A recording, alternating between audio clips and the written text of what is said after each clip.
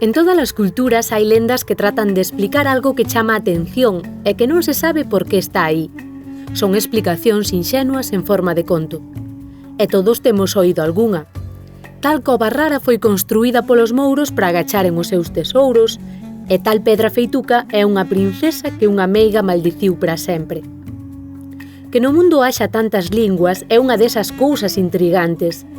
É máis intrigante pensando que todos procedemos de Adán e Eva e dos pouquiños que con Noé sobreviviron despois ao diluvio.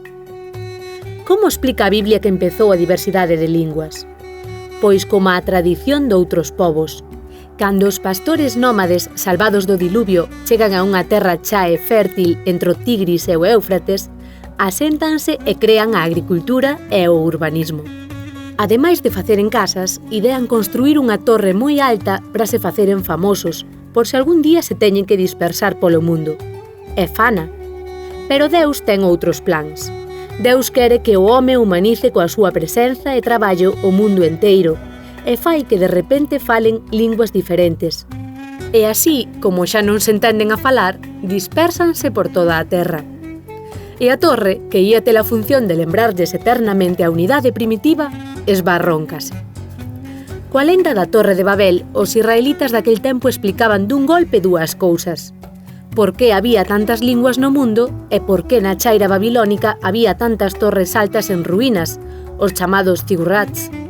Pero hoxe sabemos que os povos non nacen das linguas, nin estas nacen de repente, senón que as linguas e máis os povos nacen de vivir xuntos e durante milenios experiencias diferentes. Por iso as linguas son maneiras peculiares de ver o mundo.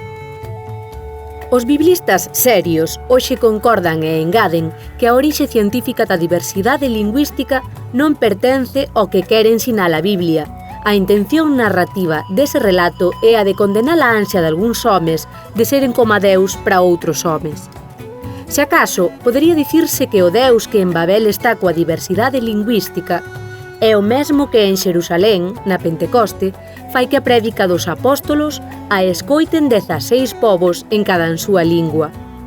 O cristianismo non terá unha lingua sagrada, todas valen para falar do sagrado.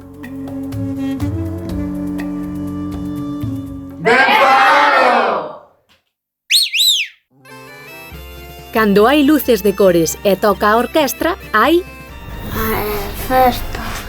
Animaliños que nadan polos ríos. Peixes. Ves como sabes? A Biblia non ten como obxectivo realizar afirmacións científicas no campo da astronomía, da bioloxía ou da lingüística. Os biblistas, escarmentados do caso Galileo, advirten que a Biblia non se pode tomar como autoridade fora do ámbito da teoloxía, que esa sí é a esencia da Biblia. O relato de Babel o único que pretende é criticar a soberbia duns homes que pretenderon ser como Deus para outros homes, e non máis. Se acaso do relato de Babel, como da Pentecoste en Xerusalén, o que sacamos é que a diversidade lingüística é natural. É natural porque Deus mesmo é vario.